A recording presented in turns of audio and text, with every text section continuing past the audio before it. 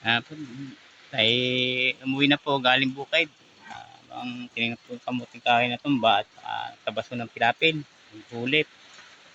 Ayan, nagdala po ako nung para sa baboy yung dahon ng bayabas. Eh, ginagamit po namin pang antibiotic po kasi ito. Ito po, niluluto namin. Yung sa pagpapainom, lalo't bagong anak. Siya na po namin pinaiinom. Kasi nga po,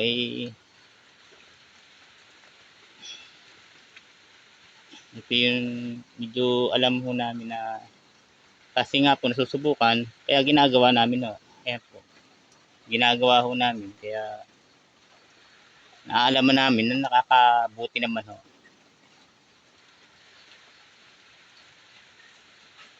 Akin nilalabog. Yan po.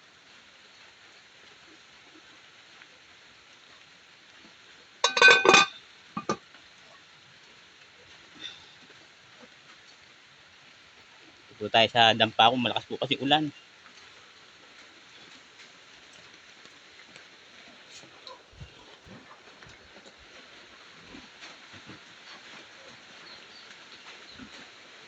Kasi po may bagong anak po akong baboy. Ayun po sila. Oh. Bagong anak po. Paiinumin ho natin ng nilagang bayabas para antibiotic din ho. 11 po siya. Yun po lang. Yun po lang ang ibibigay ko ito sa inyo ngayon at sana ay may mapanood din kayo sa aking ginawa vlog at nagustuhan nyo. At dahil nga po sa tulong sa akin ng aking anak sa bukid, yung bagay po naman sa isang may anak na lalaki na nakakatulong. Lahat naman po ng anak ay nakakatulong. Nasa sa atin po naman pagtuturo yun. Maraming po salamat. Magandang tanghali na po. Ito po umuulan ay magandang umaga po. Papasyal na po ulit tayo sa at nagtatabas po ng pilapil. Kaya napapasyal po rito. At sabi nga po ay nabaliktad daw yung mga kamote. Aming tingnan kung mapipilitan na kung hukain to. Kaya ito na po yung kamuti namin na tutumba ho kasi kaya ho pinasyalan ko ulit. Ayan po, natutumba sila. Naangat. Ayan po. Yung mga nakatutumba. Malakas po kasi ang ulan dito sa amin. Ito, maulan po. Naangat na po yung naman.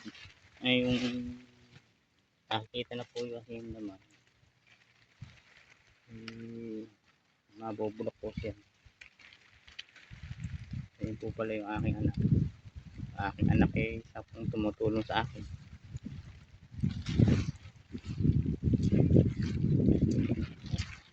Angat na po naman.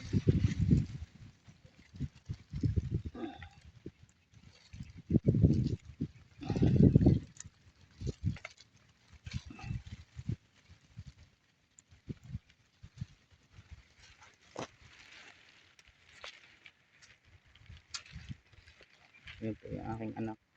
Iba po talaga yung may katulong sa dito sa bukid ng pag-ulan dahil siya naghuhuli, tutubigan. Marunong ho siya sa lahat. Siya pa yung tumutulong sa akin. Ayan po. Po, ay umuwi na po galing bukid. Ang tinignan po kamuting kahoy na tumba at tabaso ng pilapil, yung kulit.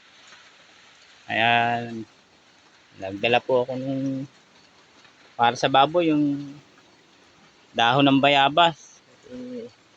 Ginagamit po namin pang antibiotic po kasi ito. Ito po, niluluto namin. Yung sa pagpapainom, lalo't bagong anak. Siya na po namin pinaiinom. Kasi nga po,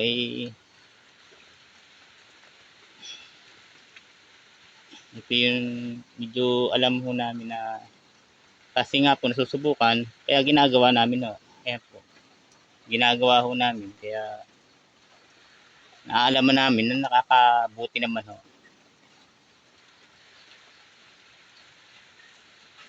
Akin nilalabog. Yan po.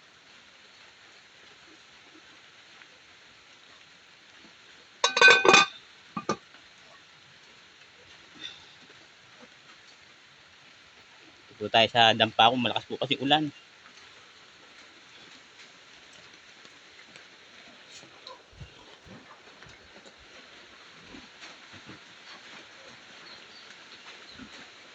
Kasi po may bagong anak po akong baboy. Ayan po sila. Oh. At bagong anak po. Painumin ho natin ng nilagang bayabas para antibiotic din ho. 11 po siya. Yun po lang. Yun po lang ang ibibigay ko sa inyo ngayon at sana ay may mapanood din kayo sa aking ginawa vlog at nagustuhan nyo. At dahil nga po sa tulong sa akin ng aking anak sa bukid, yung bagay po naman sa isang may anak na lalaki na nakakatulong. Lahat naman po ng anak ay nakakatulong. Nasa sa atin po naman pagtuturo yun. Maraming po salamat.